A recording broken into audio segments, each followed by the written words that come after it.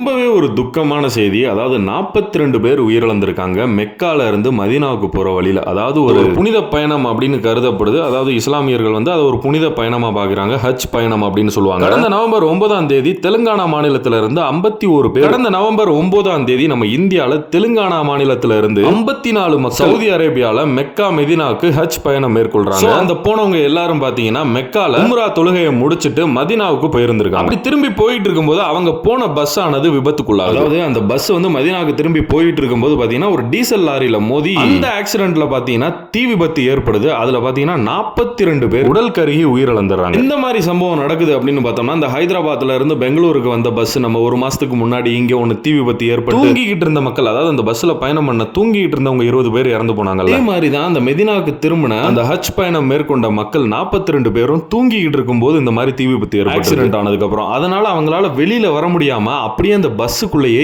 எரிஞ்சே இறந்து போயிருக்காங்க. 4 பேர் போனதுல 4 பேர் பாத்தீங்கன்னா மெக்கால தங்கி இருந்திருக்காங்க. இன்னும் கொஞ்சம் பேர் பாத்தீங்கன்னா கார்ல வந்ததுனால மத்த எல்லாரும் பாத்தீங்கன்னா தீ விபத்துல இறந்து போயிருக்காங்க. ஒரே ஒரு பையன் மட்டும் பஸ்ல போனவங்கள பொழைச்சதா சொல்றாங்க. உண்மையிலே ரொம்ப சங்கடமா இருக்கு.